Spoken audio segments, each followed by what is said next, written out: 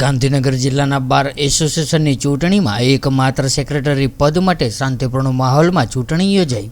Gandhinagar district court ખાતે 22મી ડિસેમ્બરના રોજ ગાંધીનગર જિલ્લા બાર એસોસિએશનની એકમાત્ર સેક્રેટરીના પદ ઉમેદવાર માટે રાયમલ રબારી અને કૃણાલ વાઘેલા વચ્ચે ખરાખરીનો જંગ જોવા મળ્યો હતો.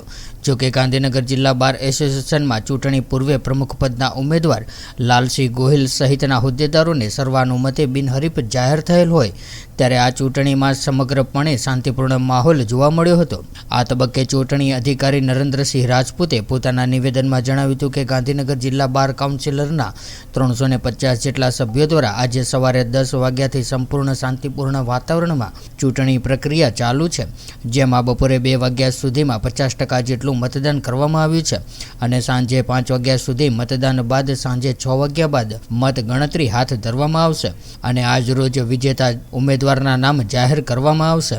ત્યારે હાલનો માહોલ જોતા ગાંધીનગર ન્યાય મંદિર ખાતે બુદ્ધિજીવી વકીલ મતદારોનો મિજાજ પારખી શકાય તેમ નથી, એટલે આખરી બાજી કોણ જીતશે એ તો સાંજે 6 વાગ્યા પછી જ જાહેર થનાર પરિણામો જ કહેશે.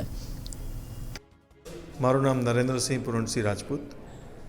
હું અહીંયા વર્ષ 2023-24ની ગાંધીનગર ડિસ્ટ્રિક્ટ બારની જે ચૂંટણી થઈ રહી છે તે એક હોદ્દા માટે થઈ રહી છે, સેક્રેટરી પદના ઉમેદવાર માટે.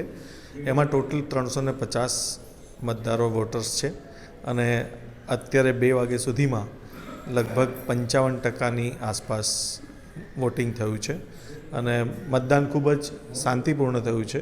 કોઈ પણ પ્રકારની કોઈ ચૂક કે શરત કે કોઈ ફરિયાદ છે નહીં અને સવારે 10 વાગે શાર્પ મતદારોની હાજરીમાં અમે મતપેટી પણ ખાલી એમને જે બી રેકોર્ડ કરાવવાની જે પ્રક્રિયા હોય એ પ્રમાણે અમે પ્રક્રિયા કરી અને મતદાન શરૂ કર્યું હતું અને અત્યારે હાલ પણ શાંતિપૂર્ણ રીતે મતદાન ચાલી રહ્યું છે. સાહેબ 5 વાગ્યા સુધી મતદાન થયું છે, જે ગણતરી ત્યારબાદ થશે અને ગણતરી બાદ અમે રિઝલ્ટ ડિક્લેર કરીશું.